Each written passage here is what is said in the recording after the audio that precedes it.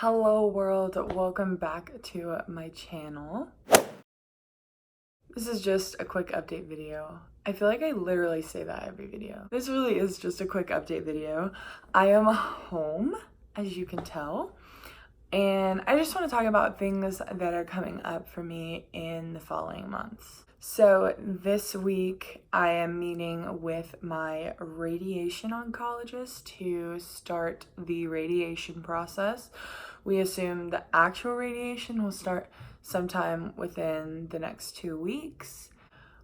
We're not really sure what that's gonna look like. Normally it's every day for a couple weeks. Not too bad, pretty tolerable, not too concerned about the effects. Obviously I will not feel great, but I've had chemo before, so I somewhat know what to expect as far as like the nausea that comes along with radiation as well, and a lot of the symptoms and side effects are similar. As far as the actual process of the radiation, I have no clue really how it works, but I'm excited to learn.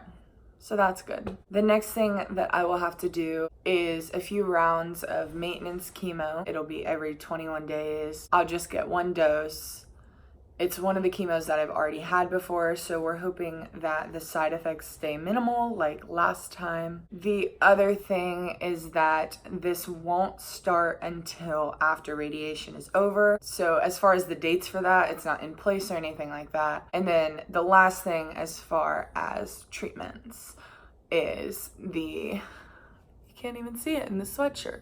The central line that I have will hopefully be coming out, knock on wood, jeez, I want it out so bad. Hopefully be coming out after radiation is over. My appointments, I see my oncologist once a week. This far out of transplant, that's really, really good. I will be off all of my transplant meds by September 1st. And I would just be taking a couple other meds that are for different things. As far as the transplant aspect, I'm moving along way quicker than we expected. As far as what I can do, so I can't go in public and I can't go to the gym. I am allowed to be in my car, in my house, and outside. I can't go in anyone else's house or car. Thankfully, my parents put in a home gym while I was in the hospital, so I have a treadmill and some weights that I can use here at home so I can start to get back to normal, exercising every day. It's a really slow process, but anything is better than nothing for sure. Now, as far as seeing people goes, lots of people have wanted to see me and make sure I'm okay, which is awesome. I miss everybody. I know everybody wants to just make sure that I'm okay and alive and thriving, but having visitors to the house and really people around me in general is super scary for me right now. And that was something I didn't anticipate. I thought I would be open arms, but if you think about it, I was in an isolated hospital unit for a month, and the only people I saw were my parents and nurses. Just a lot of health and safety precautions, and I understand why they do it, and I'm glad that that's how they do it, but being home has definitely been a hard adjustment, and I don't know that I'm quite ready to see people and have people come see me in my home. So I appreciate people reaching out to see how I'm doing.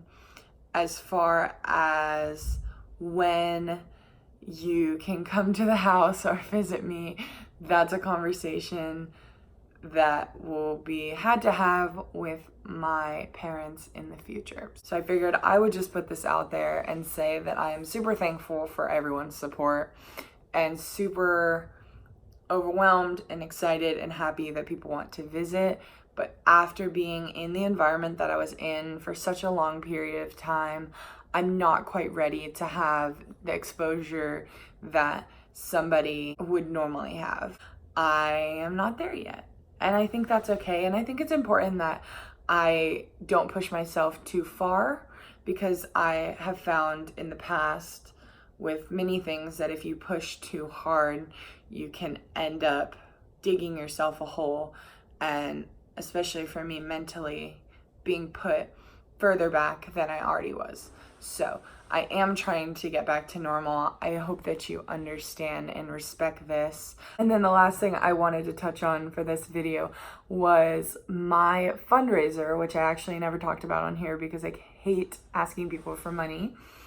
But the fundraiser that I had to raise money for nurses that treated me when I was in the hospital hit its goal of $10,000, which is awesome. So we sold t-shirts and coffee mugs, and 40% of the proceeds go to the actual fundraiser, which will give all the money to the nurses. So if you didn't know about this fundraiser, didn't get a chance to get a shirt, or just want to make a flat donation, which is all possible, I will be sure to put the link down below in the description box so you guys can do all of those things. We have not set a date that we will close the fundraiser yet, but I'm sure it will be coming in the near future. So if you still need some Mad Love merch or you just want to donate, you can go ahead and do that. But thank you so much to everybody who did donate, and I appreciate your support. And I am super excited to give that money to my nurses. Anyway, thanks again for all your support. I appreciate it a lot, and I will hopefully see you soon.